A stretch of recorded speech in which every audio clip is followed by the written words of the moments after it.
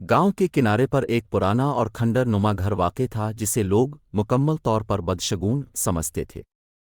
इस घर की छत टूट चुकी थी, दीवारों पर दरारें पड़ चुकी थीं और खिड़कियां और दरवाजे वक्त की मार से तकरीबन टूट चुके थे। गांव के लोग उसके करीब जाने से डरते थे क्योंकि कई सालों से वो ये सुनने लगे थे कि इस घर में कुछ पुरस्रार चीज़ें हो रही हैं।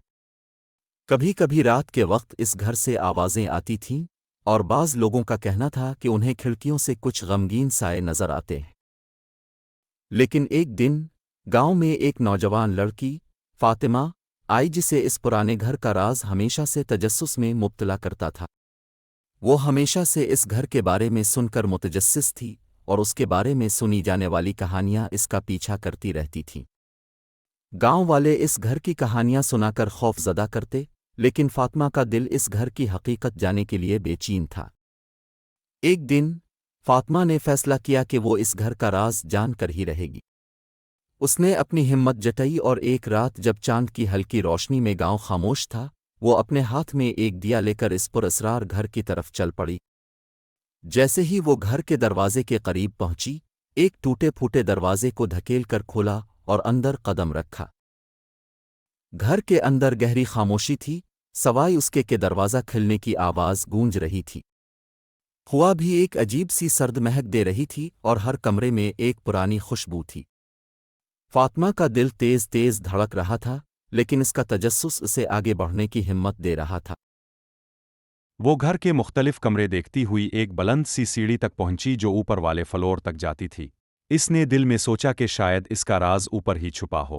जब वो ऊपर पहुंची तो एक लंबे हाल में दाखिल हुई जिसकी दीवारों पर बहुत से पुराने तस्वीर और चेहरे बने हुए थे। उन तस्वीर में से कुछ चेहरे एक अजीब सी खामोशी में इसकी तरफ देख रहे थे। फातिमा की नज़रें उन पर रुक गईं और एक ख़ास कमरे की तरफ बढ़ीं। ये कमरा एक कदीम और खूबसूरत आईने से सजा था। वो आईना जिसे कभी भी किसी ने साफ नहीं किया था और जो कई सालों से धुंधला हो चुका था। जैसे ही फातिमा ने आईने के करीब जाकर इस पर हाथ रखा, इसका अक्स बदल गया। आईने में एक खातून का अक्स उभरा, जिसकी आंखें खाली और इसका चेहरा अफसुर्दा था। वो औरत जैसे फातिमा से कुछ कहना चाह रही थी, मगर इसकी आवाज़ सुना नहीं देती थी। फातिमा की नज़रें आईने में साकित हो गईं और इसके दिमाग में एक ख्याल आया। ये औरत कौन है? फातिमा ने दिल में सोचा। चंद लम्हों बाद फातिमा की नज़रें आईने में मज़ीद गहरी हुई और इसके जहन में माजी की कुछ तस्वीर गईं। वो औरत दरअसल इस घर के आखिरी मालिक की बेटी ज़ैनब थी। ज़ैनब की कहानी बहुत पुरानी थी। इसका ख़ानदान इस घर में रहता, लेकिन एक दिन वो गायब हो गई। गांव वालों का मानना था कि ज़ैनब ने घर के राज़ों को जान लिया था और इसलिए इसकी मौत हो गई। मगर अब फातिमा को ये हकीकत समझ में आई कि ज़ैनब का रूह इस घर में बंद है। वो इस घर के एक खुफिया राज की वजह से वहाँ फंस गई थी।